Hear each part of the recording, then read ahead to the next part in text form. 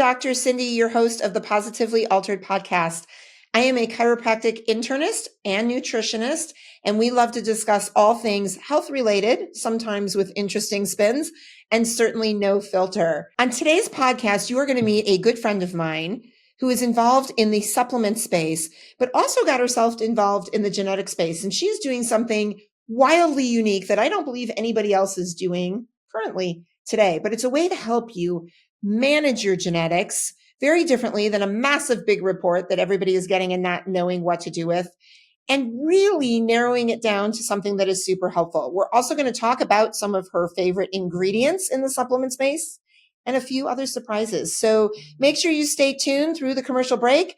The people that support the Positively Altered podcast are really important to me. So take a listen and just relax. We're going to have some fun today. We will be right back.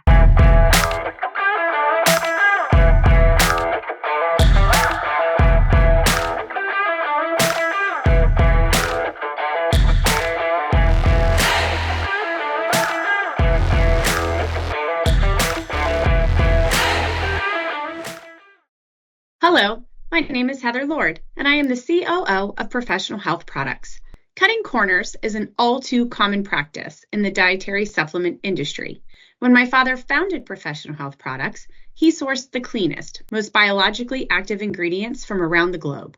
Today, that commitment remains, which is why the finest healthcare practitioners, like Dr. Cindy, have trusted us for more than 40 years.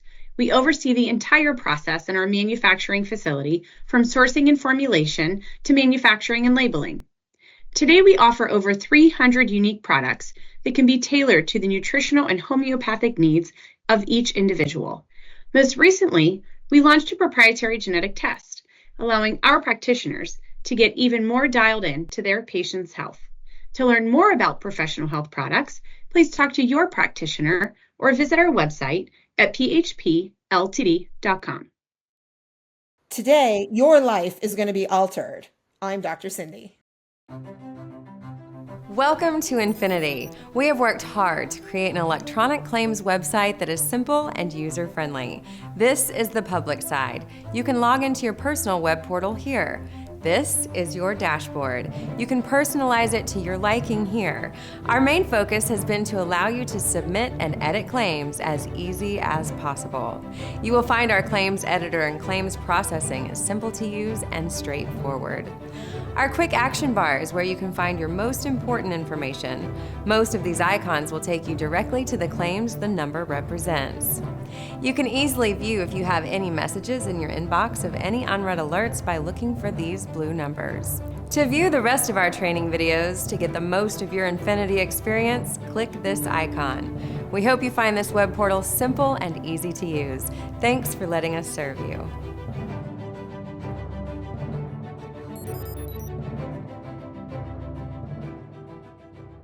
I'm Dr. Cindy. Who wouldn't want to join me for the Positively Altered podcast? I'm glad you stuck around. I cannot wait to introduce you to today's guest. You know, it's interesting. She's been in the insurance industry. She's been in the dog food industry. Now she's in the supplement and wellness and genetics industry. I don't know how you make that transition, but we are going to find out today. Heather Lord, welcome to the show. Hi, thank you for having me. Oh my gosh, it's always a pleasure. So what everybody doesn't know is this is take 3 for us, right? We've tried to record this podcast numerous times, and I think this one's going to be the perfect one. I agree. We'll see how it goes. So, all right, Heather, let's cover the weirdness of how do you go like insurance, dog food to, the supplement space. Yeah, so I was actually recruited out of college by Nationwide Insurance and wound up in that industry. I inspected homes for their insurability whenever agents would actually underwrite them. So it was up to us to be in the field to determine whether or not we as a company were going to insure the properties.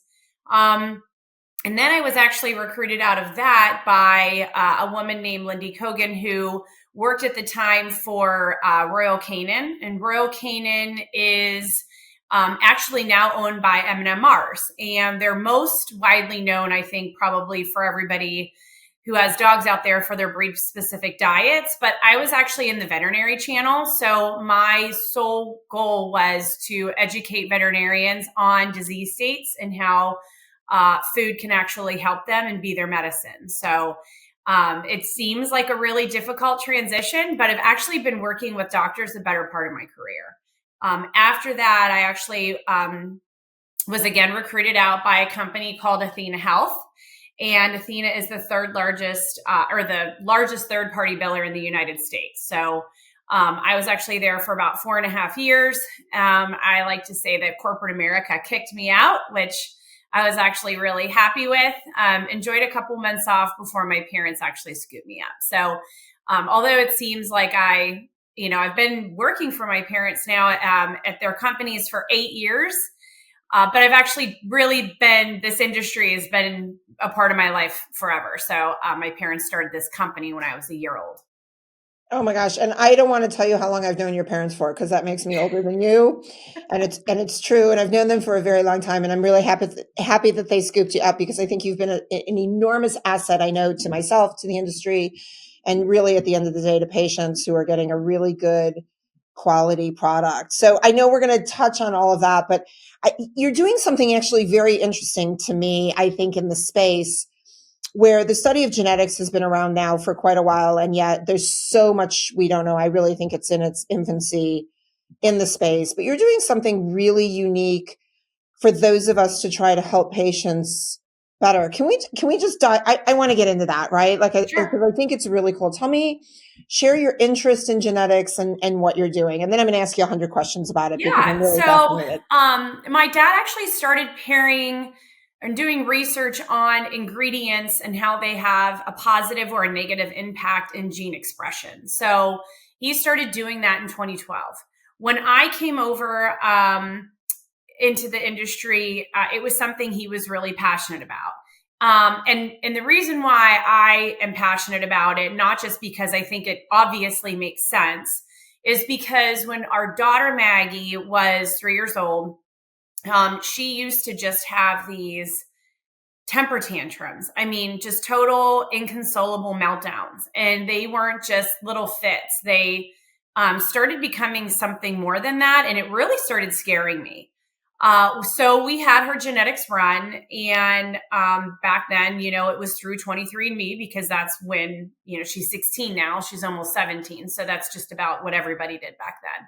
And what we found was she actually had a serotonin dopamine problem, and I'll explain that in a second, but she also had excess ammonia, which is toxic in the brain, and can really make you act crazy. But what was happening was she had toxic amounts of ammonia, but then whenever she would get worked up about something, typically what happens is your body will release some serotonin to calm you down, right? It coats the top of your brain and it starts to bring you back down to a normal behavior. So hers would not actually fire. It would wait and it would misfire. And when it would actually finally release the hormones in the brain, it would overfire. And so then what would happen is she would actually pass out, and she would fall asleep for like 45 minutes. And we used to call it her 45-minute attitude adjustment nap, before we actually knew chemically what was going on. So we started really working on her diet. She's got red hair, like me, but she has a gene where she's actually really allergic to red dye, and it would make her act nutty. So we cut out some things in her diet, started giving her some supplementation that made sense for her genetics. And within 3 to 4 months, she was an entirely different child. To the point where when she was even around 5 years old, she was popping the glutamate scavenger calming formula on her own, because she would tell us that she didn't like the way she felt when she didn't take it. So, even young children understand, when they start to feel better, they want to stay better. So that's really the story around it, and how it, how I've become passionate about it and why I think it's so important. So let's go on a little tangent here, because you said something really interesting that hits home for me. And that was this idea of ammonia, right? And as you know, my son has tested elevated for ammonia as well. Can you talk a little bit about why should we look for, what made you look for that, right? Of all the things to test for, why look at ammonia? Yeah, so it's funny. People don't realize there's a lot of signs and symptoms around toxic levels of ammonia. Sometimes actually people have such toxic amounts you can smell it on them. Other times it has a lot to do with neurological and mood. So it will really affect the way that people are thinking. So you'll have people that just have brain fog. They just feel like they can't get it together. I actually was shocked. I mean, this is before I was even working in this industry. I was actually shocked to see that she had that gene and that she did have toxic levels of ammonia, but it's really a light bulb, and it's sort of a silent, when you don't smell it on somebody, it's really sort of a silent disruptor especially in adults' everyday life, right? And even a child in a classroom's ability to learn.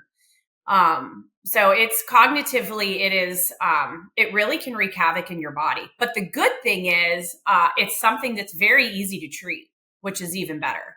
So it's a simple blood test, right? Where we can get a level. Where do you think people are getting exposed to the ammonia? Where do you think it came from in your daughter's case? Actually, I don't know where, but I do know that, the gene she has, and if I pulled out a test, I'd be able to tell you which one it is her body's inability to actually get rid of the ammonia. So to metabolize it. So, we're all obviously exposed to it. But your body, it's a byproduct of just digestion and everything, right? And so, but your body's inability to actually get rid of it is the problem. But thankfully, again, there's ingredients that you can take that will actually help that.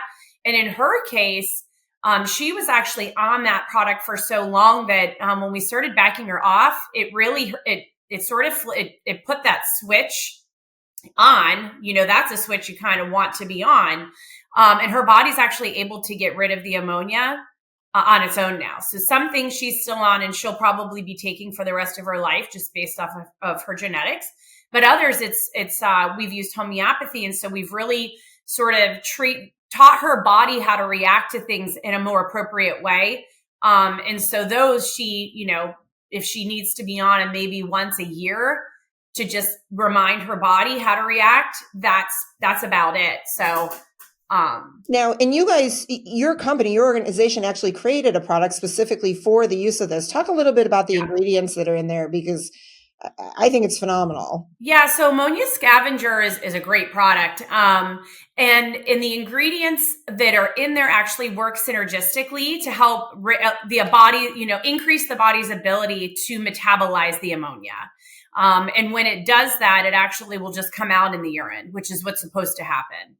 And so, it works pretty quickly, actually. I mean, when you do a blood test to see if there's toxic levels of ammonia, even with your son, it works very quickly, within a couple days. Yeah. Amazing. All right. So the genetics, so we know genetics are playing a role, and it's scary because you look at those big tests, right, that we all started with. And I think what's happening is people go home and go, great, I'm just going to sit around and wait for, the shoe to drop and the disease to hit that I'm now prone for. And I think we've come a long way to not sit around and be scared, but to actually utilize the information. So talk about the 100 SNP test that you put together and why you picked the SNPs that you picked, and how we can use it better than a big, massive test that just sits in a drawer and scares us. Yeah. So, I mean, there's obviously hundreds of thousands of genetics and SNPs that, encompass who we are. Right. But I don't want to say they don't all matter, but do they all have actually reaction points? No. And so I think it's really important for docs in our ability at PHP to be able to help, doctors like yourself, is to actually focus on the ones that you can make a positive effect on through diet, lifestyle, exercise, and even supplementation. And, to understand, what is going on in your patient's bodies. I wanted it to be a tool that, genetics is great because it's the only test that you ever have to run one time. And when it's done right, you only need to run it one time, right? When it's actually being interpreted right. So what I really love about the test is that it's a test that a doctor can use on a new patient to get a baseline of, well, who are they, right? Who am I treating? But it's also a really great test for those patients where you're like, 90%, you have them at 90%, but you kind of can't get them to 100. And it really will uncover what maybe you've been missing. And so that's what I really love about it. And when we put these genes together, it was really important to give you ones that would really be able to be reactionary when you need to be, right? So you don't want to just treat the SNP. You actually want to look at it with a sign or a symptom, or maybe even blood work or urine. But what we wanted to do was, like a lot of other genetic tests out there, they give you the information, but they actually don't tell you what should I do to see or validate expression. So instead of, taking doctors away from the test to go into other, books or to educate themselves on what do I need to run, it's all in the test. We tell you the SNP. We tell you what signs and symptoms might be associated with expression of it.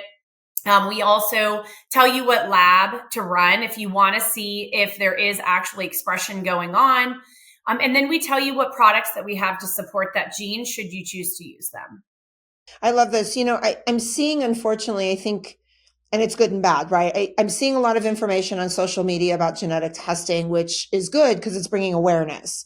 Right. I think what's bad about it is, it isn't a one size fits all, right? And it isn't just as simple as like, run 6 genes. Are you methylating, not methylating? And then congratulations, buy this one supplement and it fixes all but cures you. And I find it fascinating what's happening in the social media world with that, right? The misinformation. And really, to me as a practitioner, I actually don't think genetics is simple at all. It's not simple at all. But I think the way you present it makes it simpler, right, to understand. Right. And one of the things I know I found is when we run the test, to your point, if we run it first, it gives me a really great way to guide where to go, right? Because I'm looking at potential issues. But sometimes even more importantly, it confirms where I'm telling the patient to go, because we run, let's say, micronutrient testing or hormone panels and we see dysfunction there. Then even sometimes we backtrack to the genetics and it's like, oh, this could be the reason you're having trouble in the first place because of the type of expression you're having. Makes sense, right? So not only now do we treat what we're finding on the test, but we're treating what we found in the genetic space so that even if we fix the problem, they don't genetically express again later. Mm-hmm. Right. Yeah. And it's been really interesting. How are you adapting to the, influx of information then on genes? Like, are you stuck on the 100 SNPs? Are you constantly looking at revamping that and bringing others in? Yeah. So that's a great question. All of the genes that we are looking at are backed by science. So they have been studied, at hundreds and hundreds of papers. And we have all of that information, and we always will hand it over to any doctor that wants it, which really no other company does. But as we learn more about our genetics and expression, and we understand the different RS numbers, because every gene has multiple RS numbers, what they do and which ones to look at, we absolutely will swap a gene out if we feel like it makes sense. We're also looking at actually adding on to the test. So right now we're looking at adding another 20 genes or RS numbers. So we're constantly looking at it.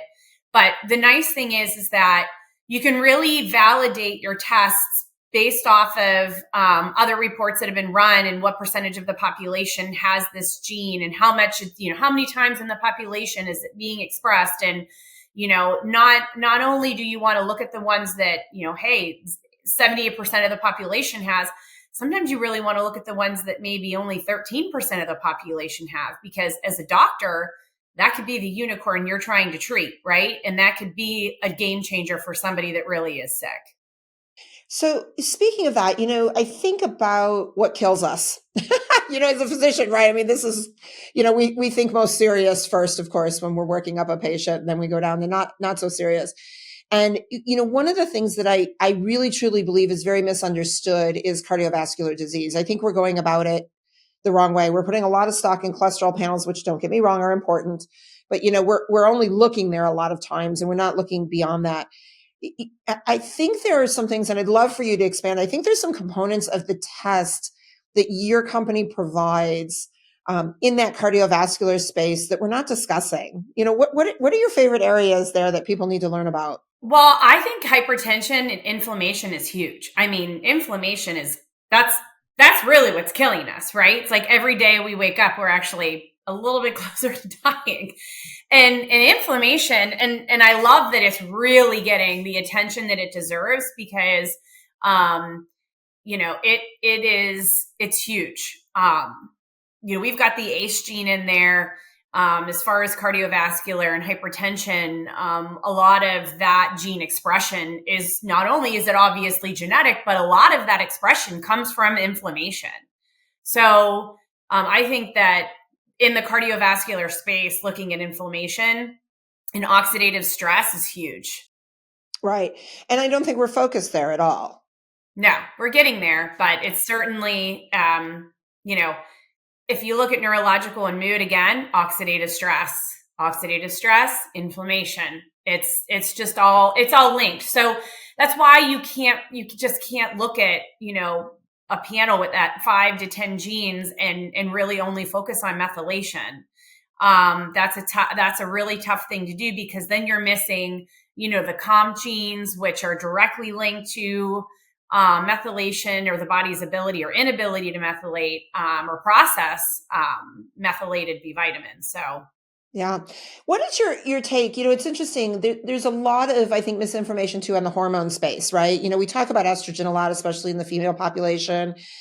And, people, estrogen's evil. We can't have elevated estrogen. It's causing cancer. There's always a link to estrogen to cancer. And I've always said, estrogen really isn't evil. It might be the form of estrogen we have to look at or how we're clearing estrogen. So what's your take on some of these genes and how the liver, the detoxification and the methylation affects us on a hormone level?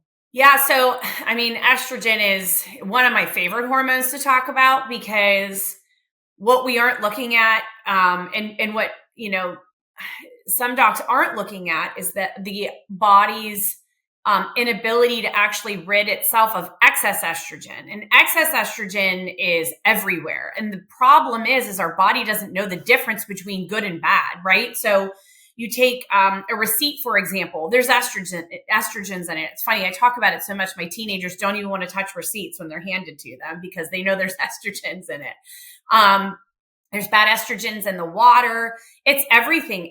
There's so many different foods that are in plastics, and it's leaching estrogen. Then we drink it. So, it's really, there's some really great ingredients out there that have been clinically studied, and have been proven to actually rid the body of bad estrogens, of excess estrogens. So not only is the body able to get rid of some of the good estrogens, but it's also ridding itself of the bad in the process.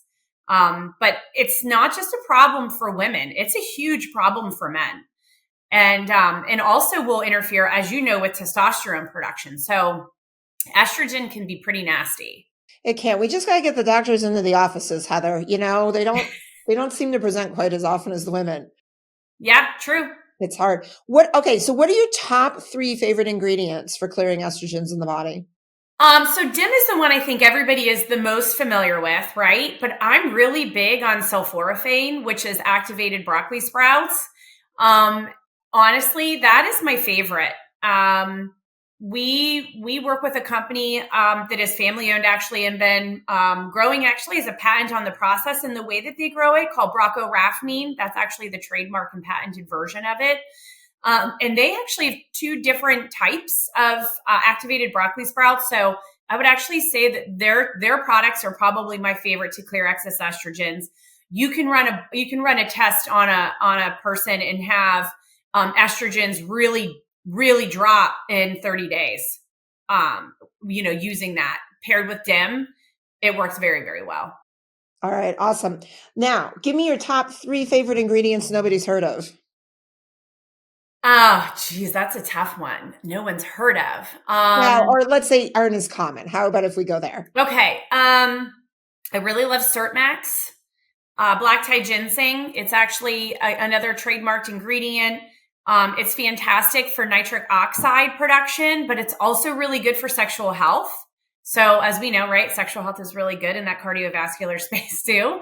So that's one of my favorites.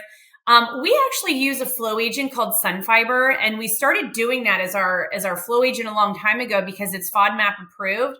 I don't know that people maybe haven't really heard of it, but I just think that it's a fantastic ingredient because of the studies on glucose regulation, appetite suppression, and it's all a fiber that is non-coagulating. So unlike Metamucil, whenever you stick it in water, it doesn't turn gelatinous, which is great.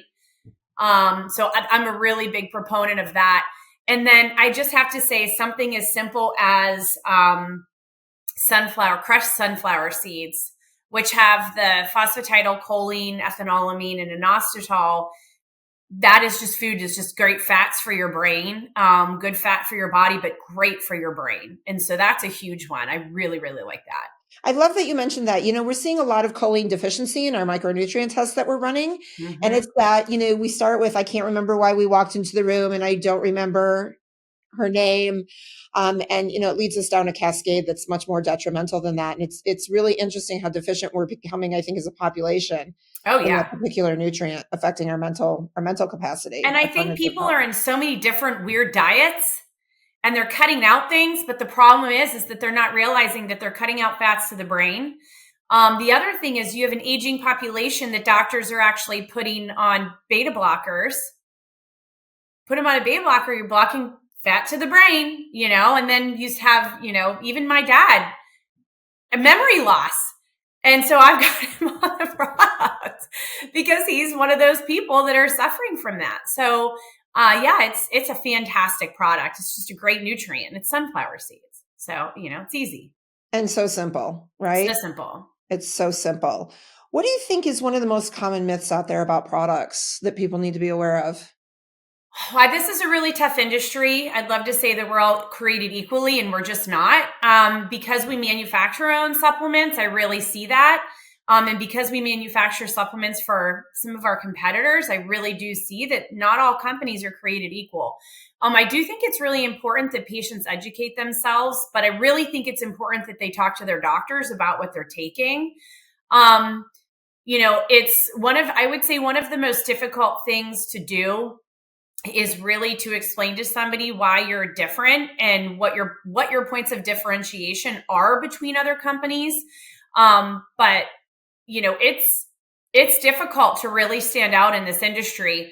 We pride ourselves in using the best, and highest quality ingredients out there. And that doesn't always come with an inexpensive price tag. So sometimes I do, in this industry, I will say sometimes you really are just getting what you paid for.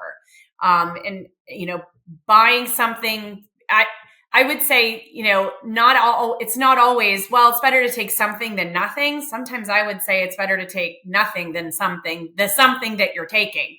But really, I think having a conversation with your doctor is really important to understand if you're really taking a great product or not. Yeah, I love it. It is very hard. One of the things I love to educate on is not even just the ingredients that are in the product, but if you look down the label, the other ingredients. Yep. Right. So are there a couple other ingredients that you would throw out there for, everybody go grab your bottles right now while you're listening to the podcast. Are there certain other ingredients that if are on the bottle, you would say, throw it out, start over? Oh, I would say throw it out. As far as other ingredients, I mean, if it's got any dyes in there, any artificial colors, artificial flavoring, toss it. There's just really no room for any of that in this space. It shouldn't be there. Those are big ones. I think some also get a really bad rap. Vegetarian magnesium stearate, although we do not use it anymore, it's really a fine excipient. Same with organic brown rice. There's reasons why I would say in certain products I wouldn't use it. Again, we don't use that in our own line anymore. But I would just say, as far as other ingredients, anything artificial, anything with dyes, really loving that those are starting to get banned. They're just really they're. I mean, as you know, they're endocrine disruptors. I mean, they don't need to be there. Right, which is interesting when some of the products we take are meant to fix that. Mm-hmm. Yeah, and then there's a balance in there. Okay, so here's the $100 million question. Is that such a thing, $100 million question? That I always have. When I see other ingredients, even as a clinician, and it says natural flavors, but it doesn't tell me what the natural flavors are. Should I be aware of that? It should be listed. Other natural flavors such as? I guess that's my question, is where did the natural flavors come from? Yeah, right. It should be listed on there. I totally agree. We really list everything and try to be as transparent as possible. On our label, sometimes you will see a proprietary blend. As our clients, we will absolutely tell you what that blend of ingredients are. It's just truly the only way to protect your label from being copied by somebody else. So, we do that so they actually have to send our product out and get it tested if they really want to know. But it's not that we're not willing to share it with our clients. We absolutely will, but we do proprietary blends, but we still tell you exactly what's on the label. It should be on there. No, and I think that's great because we also sometimes will have a patient that's sensitive to something, if they can't eat raspberries and it's raspberries that's flavoring it, we obviously need to know. Yeah, true. All right. What's missing in the industry that you've got to come up with, Heather? Ooh, honestly, what's missing in the industry, the education I feel like is getting better and better, which is really great. But what's missing? There's something I have up my sleeve that I think is missing. See, I guess that's what I was asking, Heather, is what's coming out that you don't want to announce, right? I was trying to be sneaky about that a little. Yeah, we are working on something that I think will make it even easier for doctors to utilize the genetic tests, all the information, the other information that they've been gathering for years on patients. But yeah, and it's a project, but definitely worth working on. So, we're getting there. I definitely think this industry is missing a couple things, but it would really change the way that I think doctors are actually treating patients as well. Yeah. Off the top of my head, I'm thinking of a couple conditions out there too that I think we're absolutely getting wrong. What do you think? What would be like maybe your top 1, 2, or 3 conditions as well that we're just not getting right, in order to help patients the correct way? My top one is we're just not treating anxiety and depression as a country probably at all correctly. I have had through COVID several girlfriends whose children, their daughters, have suffered eating disorders and actually been institutionalized for these as children and been institutionalized with other adults that have real serious issues that they actually were exposed to. We are not treating our children properly that are suffering from some of these diseases. And really it's all neurological, right? So it's all chemical, and we're throwing, bad at things and making it worse as a country. And it's really scary. It's interesting. And I guess I'm going to bring you back to a genetics, question with that. We're so quick to hand out antidepressants, and if we look back to the history, they were originally created and approved by the FDA for about 6 weeks worth of use, truly only for people who were either suicidal or were going to hurt somebody else, right? Not for other conditions. And now we hand them out like candy and we're on them for 30, 40 years. Even if we go down that route, and I'm not a fan of that, right? I'm a big fan of the nutrition side of mental health. But even if we go down that route, aren't we getting it wrong with the drugs by not looking at the pharmacogenetics to even see if the particular drug would even make sense? I look at the side effects of antidepressants, and one of them is suicide. Why is nobody questioning that? Well, not only that, if they go back in and they say they're not feeling better, they don't pull them off of one. They just put them on another one. But there's nothing that shows how well they're interacting with one another. So it's scary. I agree. It's very scary. Yeah. Is that something you would possibly look at doing ever, is looking at some of the pharmacogenetics as part of your test in order to help doctors realize that what they're doing from a prescription drug perspective is incorrect? That panel actually exists, and I don't feel that I need to add it because Maxgenlabs actually offers that panel. And so I love to give them a plug because it's a great panel. And I do think it should be run, especially in some of these circumstances. Absolutely. I love it. But in the meantime, your 100 SNP test is something that helps us on the nutrient supplement side, right? Because it gives us bringing back to what you originally said, it really gives us a protocol, which is great because even I know as a practicing clinician, sometimes we get all of this information back and we still don't always know, okay, then what do we do with it? Right. Right. Yeah. And it's really fabulous. Heather, I love what you're doing in this space. It's absolutely phenomenal. Thank you. I appreciate that. No, it's great. You know what? Everybody stay tuned. We're going to take a quick commercial break to listen to our sponsors that are really important to us. Professional Health Products happens to be one of those. So take a quick listen to their commercial as well. We're going to be right back. We're going to have a little bit of fun, and then we're going to find out from Heather Lord how you can get a hold of this genetic test. This is your weekly dose of Dr. Cindy, the Positively Altered podcast.